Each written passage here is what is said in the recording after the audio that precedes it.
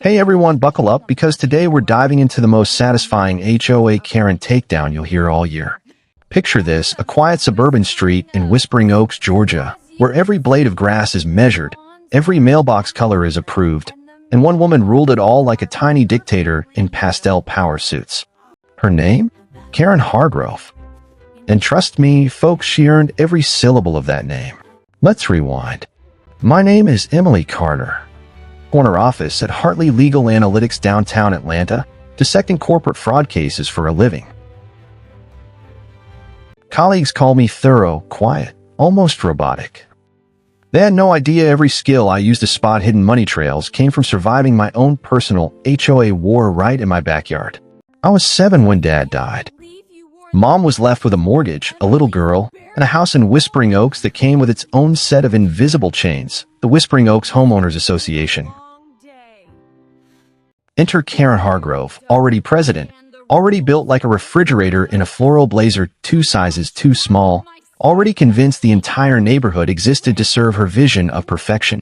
She showed up at our door 2 weeks after the funeral wearing a bright coral suit that screamed, "I shop at the outlet mall, but pretend it's designer." Her voice was all sugar and steel. "Oh honey, you poor things. I'll handle the HOA paperwork, the escrow for maintenance fees, everything. We take care of our own here." Mom, drowning in grief, signed whatever Karen slid across the kitchen table. I remember standing there in my yellow sundress, clutching fake funeral flowers, watching Karen's sausage fingers stamp approved on documents that would quietly drain Dad's small survivor trust fund meant for the house. Karen loved to tell the neighbors, "Emily is such a good girl. Never causes trouble. Knows when to keep quiet when adults are talking." That became my role, the silent kid in a neighborhood that never shut up about rules. The fine started small. $75. American flag slightly faded. $150. One time Karen personally measured my bike left on the driveway for 12 minutes and wrote me up for visual clutter. Mom would just sigh. "Karen knows best, sweetie. She's helping us." By the time I was 11, Karen had inserted herself into every inch of our financial life. She convinced Mom that managing HOA money is complicated work and that she should let Karen oversee the entire maintenance escrow account Dad had left. Women get emotional about numbers. Karen would boom at neighborhood meetings, her chins wobbling with self-importance. Mom nodded along, twisting her wedding ring, repeating, "Karen's right." I watched from the hallway as they went to the county recorder's office for the guardianship modification of the trust. Karen wore her only power suit, the navy one stretched tight across her middle like a sausage casing. She came home waving papers that made her the official trustee of the $124,700 survivor fund. "This is all for the house's future," she told me that night, cutting into a steak the size of my head. Every penny saved for property values. Even at 11, something felt radioactive. Dad had been a systems analyst. He taught me to keep records. Documentation is protection, Emily. So I started. Quietly. The changes were gradual. New 2-story addition for community meetings. A shiny new SUV appeared in her driveway. She started throwing HOA appreciation luncheons on her new patio. Paid for, I later learned, by miscellaneous maintenance fees. Meanwhile, our own house paint started peeling because Karen kept rejecting the color I picked. Too bright. Edit guidelines. When I was 15, I made the mistake of asking about the trust balance at a neighborhood barbecue.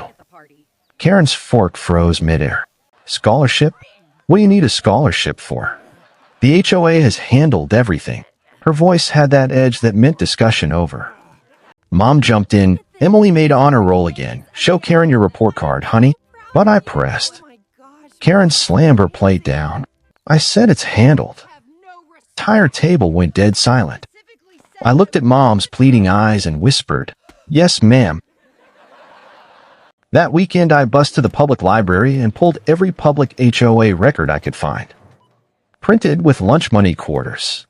Hid the stack in a shoebox under my bed. Because good quiet girls say nothing. They wait. On my 18th birthday, I left for the University of Tennessee with 1 suitcase and a scholarship. Karen laughed when the acceptance letter arrived. "Tennessee? What's wrong with Georgia schools? But I needed distance. The scholarship covered tuition.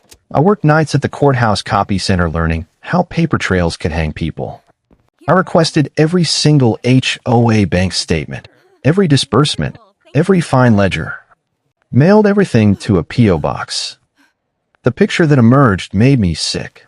Karen had withdrawn nearly $15,000 a year for community improvements, while our house sat with a cracked driveway she refused to approve repairs for. The two-story addition on her house? Paid for with our escrow. Her vacations? Same account. I graduated, got the job at Hartley, built a life. Quiet surface conversations with Mom. Work is fine. Karen still asked about me. She wonders why you never visit. 5 years passed. Her arrived. Karen Hargrove, in her official capacity as HOA president, was suing me for $42,000 in reimbursable back assessments and sacrifices she claimed to have personally covered while raising the property value for the neighborhood. The hearing was set in 3 weeks at the county courthouse. She'd even requested an expedited hearing because of her financial hardship. I laughed so hard my cat jumped off the couch. Then I opened my contacts and called the best litigation attorney in the firm. Tom, I need the meanest real estate and fiduciary attorney you know. Everything is about to get biblical. I spent the next 2 weeks building a response that would make the devil himself take notes.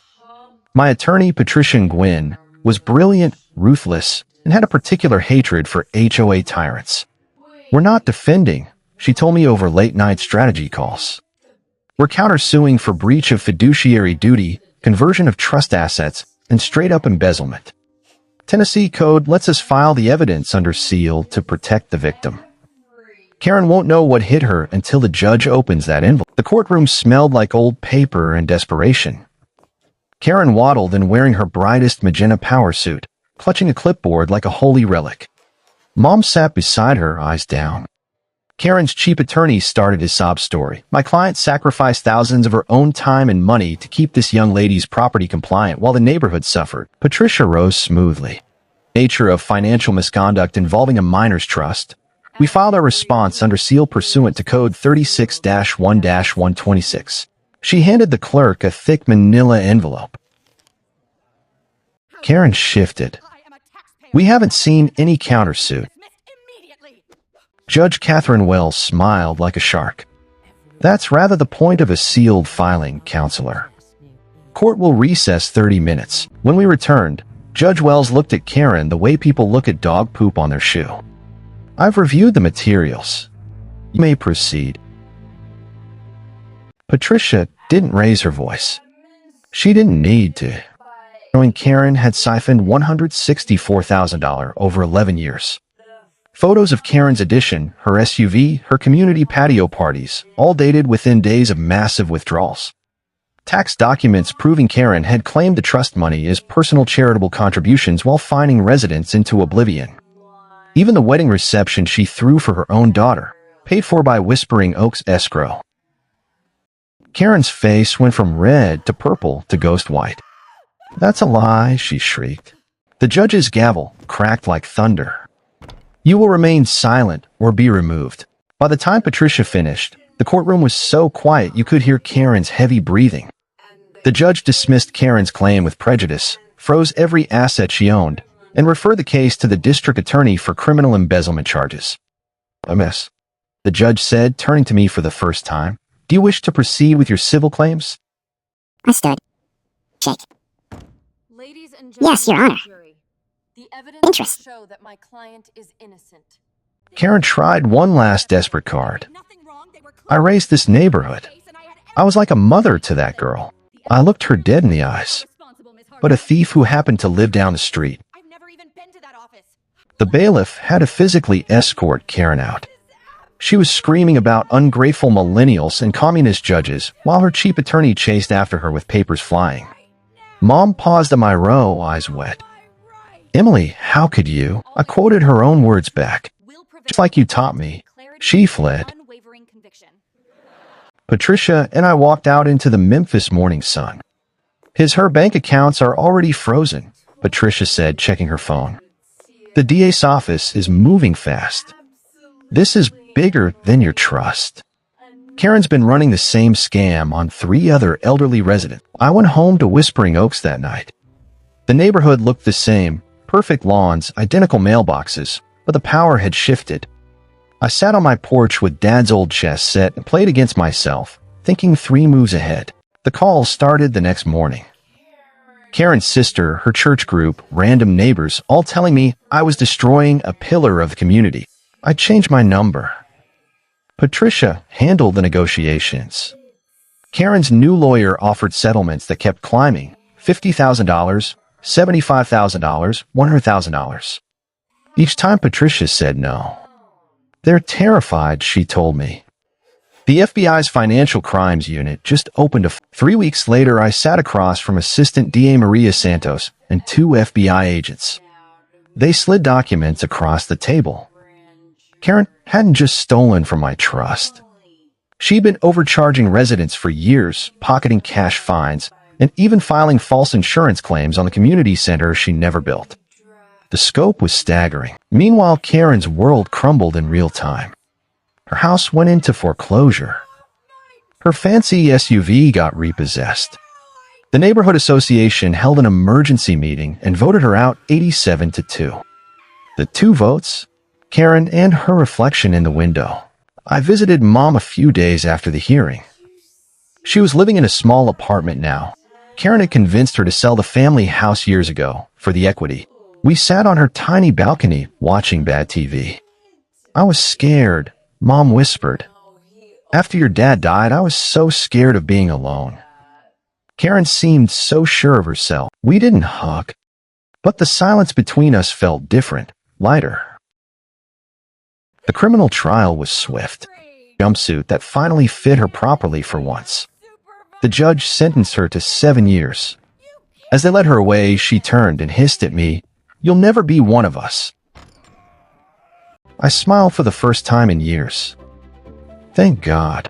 The restraining orders hit faster than Karen expected. By evening, her remaining accounts were locked. She tried to transfer the community center deed to her daughter. We blocked it.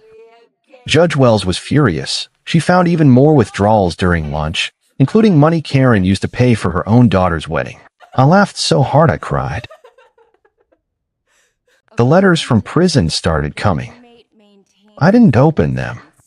Same sob story. Karen was the victim. I was the ungrateful child of the neighborhood. Delete. Then one letter arrived from a different inmate, Roberta Williams. "Everyone in here knows about the HOA Karen you took down. Some of us are proud of you. Stay strong." I filed it with the rest of the evidence. Even in prison, the truth was spreading. A year later, I got a message I never expected. A half-sister I never knew existed, Jessica, Dad's daughter from an affair he kept secret. We met at a coffee shop. Quiet strength. She was a teacher with 2 kids. We talked for hours. That I'd never seen. For the first time, the betrayal didn't feel like the whole story. We decided to stay in touch. Complicated and still worth building. We should celebrate properly soon. The settlement money, $187,000 after everything, didn't sit in my account long. I turned it into the Whispering Oaks Justice Fund, scholarships for kids trapped in bad HOA situations, legal aid for residents fighting embezzlement, financial literacy classes so no more quiet girls had to stay silent. Jessica joined the board. Karen's old house sold at auction. A young couple bought it. Painted the front door bright teal. The neighborhood gasped. The color myself as the new voluntary compliance advisor. 2 years after the trial, the foundation had already helped 12 families recover stolen dues.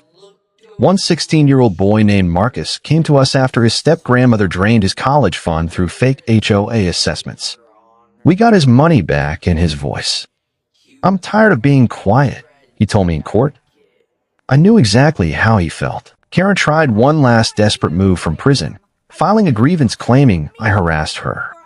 The warden laughed so hard he dropped the paperwork. Mom's health started failing. watching cooking shows. She finally said the words I'd waited decades for. "I'm sorry I chose fear over you." I squeezed her hand. "I know, Mom." More. She passed peacefully that June. We buried her next to Dad, near them. The foundation grew. Financial abuse disguised as community rules. We lobbied for state laws requiring annual HOA audits. 3 states passed Emily's law. 5 years after that first courtroom day of the Walker Foundation, yes, I kept Dad's name, had recovered over $2 million and helped 312 families. At our annual gala, I stood in front of donors, survivors, and advocates. Karen Hargrove stole $164,000 from me and thought that was the end of the story, I said. She never understood multiplication. Every dollar she took has come back tenfold to protect the next quiet kid. The applause wasn't triumphant. It was grateful. Scars don't vanish. They just become armor. 10 years later, the Walker Center opened its doors. A physical building funded by Karen's own stolen money turned into legal clinics, counseling offices, and classrooms. Judge Wells, now retired, gave the keynote. I opened that sealed envelope thinking it was a simple HOA spat, she told the crowd. What I found was a blueprint for how power corrupts when no one checks it. Emily didn't just win her case. She built a system so the next Emily doesn't have to fight alone. I kept my own speech short. To every quiet resident staring at an HOA fine letter right now, your silence isn't weakness. It's preparation. When you're ready, we'll be here to amplify your voice. After the gala, I drove to the cemetery alone. Not to Karen's unmarked plot. She died in prison 2 years ago from a heart attack after starting a black market commissary loan shark operation. I stood between Mom and Dad's stones and whispered, "Checkmate." The wind rustled the oaks. Girl was probably printing her first stack of records tonight. I hoped she'd find us before the Karens of the world found her. The Foundation's motto is engraved on every scholarship. Strength isn't about never being broken. It's about what you build from the pieces. Karen broke me at 7. She could never imagine. And that, friends, is how one quiet girl in a pastel-painted prison of an HOA neighborhood turned a $42,000 lawsuit into a movement that's still growing. Karen Hargrove thought she was untouchable behind her clipboard and her ridiculous suits. She never understood that the quiet ones are the ones who remember every single receipt. If you're watching this and you've got an HOA Karen breathing down your neck right now, document everything. Save every email. Of course. And when they least expect it, drop that sealed file like the mic it is. The universe has a sense of humor. It just sometimes wears a magenta power suit and calls itself president. Drop a comment below. What's the most insane HOA fine you've ever received? Let's laugh at the absurdity together. If this story hit you in the feels, smash that like button, subscribe, and share it with one person who needs to hear that justice is still possible, even against the Karens of the world. Thanks for listening. But never stay silent forever. I'll see you in the next story. In the end, Karen didn't just lose money. She lost the illusion that small-time power could silence truth forever. I learned that the real victory isn't revenge. It's choosing every single day to build something kinder from the wreckage. The quiet girl is gone. Finally knows when to speak and exactly how loud.